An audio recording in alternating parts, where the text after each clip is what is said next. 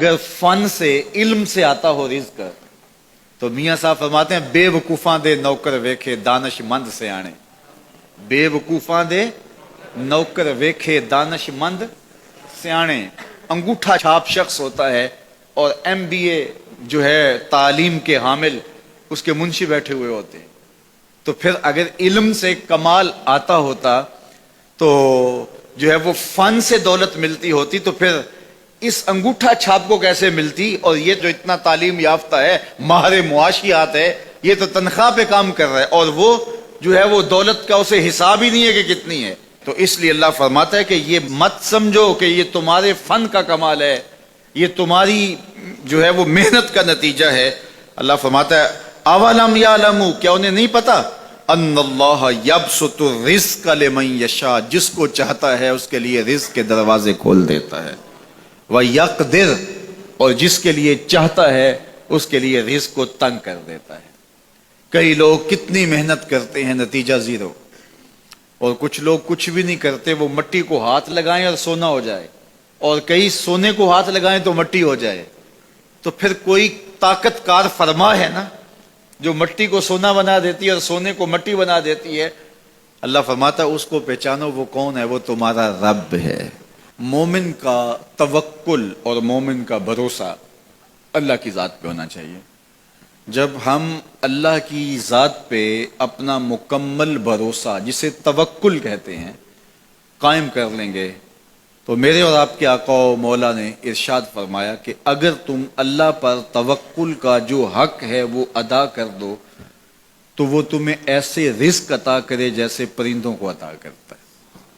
جب گھر سے نکلتے ہیں تو اس وقت وہ خالی پیٹ ہوتے ہیں, اور جب واپس آتے ہیں تو کبھی بھی کوئی جانور بھوکا واپس نہیں آیا, اور سب سے اچھا کھاتے بھی یہ ہیں. ہمارے علاقے میں تو زیادہ باغات نہیں ہیں, امرود کے باغات ہمارے علاقے میں پائے جاتے ہیں. تو امرود کے باغ میں جو اگر کوئی دیہات کا شخص ہو یا جس کا امرودوں کا باغ ہو یا امرودوں کے باغ میں اس کا آنا جانا رہا ہو, اس سے پوچھئے کہ سب سے اچھا پھل امرود کے پیڑ پہ اچھا دانہ کون سا ہوتا ہے. کوئی آپ کو کہے کہ یار امرود توڑ کے لاؤ, میٹھا ہو اور جو ہے وہ پکا ہوا ہو اور ذائقے دار ہو تو وہ جاؤ توڑ کے لاؤ. تو کوئی مجھے اگر کہے تو میں جب امرود توڑ کے لاؤں گا تو کبھی پھیکا نہیں ہوگا, میں امرود توڑ کے لاؤں گا تو کبھی بد ذائقہ نہیں ہوگا. آپ مجھے پوچھیں کہ آپ کے پاس کیا فن ہے. میرے پاس فن یہ ہے کہ میں نے امرودوں کے باغوں میں جو ہے وہ بچپن گزارا ہے, اور مجھے پتا ہے کہ اچھا اور پکا پھل کون سا ہوتا ہے. لیکن میں آپ کو نشانی بتا دیتا ہوں. اب نئی نسل انہوں نے نہیں دیکھا, آپ باغ میں جائیں اور شاخوں سے لٹکے ہوئے امرود دیکھیں.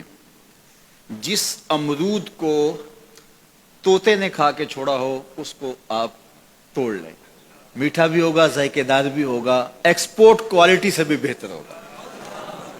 سب سے اچھا پورے پودے سے جو سب سے اچھا ہوگا وہ اس کو چونچ مارتا ہے اور پھر سارا کھاتا بھی نہیں ہے, تھوڑا سا لیا, نخرے والا آگے بڑھ گیا.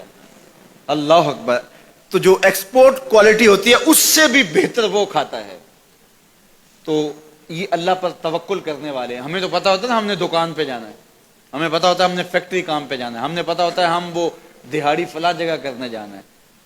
انہوں نے کہیں ان کا کوئی ایسا ٹھیا نہیں ہوتا کہ وہاں جانا ہے. بن توکل پنچھی اڑ دے, بن توکل پنچھی اڑ دے, خرچ نہ پلے زیرا ہو, خرچ نہ پلے, کوئی راس المال بھی نہیں ہوتا کہ یہ لگائیں گے پھر اس پہ اتنے پیسے آئیں گے, اصل ہمارے ہوں گے, اتنا نفع ہوگا, ایسا نہیں ہے. گھر سے نکلتے ہیں تو خالی پیٹ ہوتے ہیں اور جب واپس آتے ہیں تو پیٹ بھرے ہوئے ہوتے ہیں.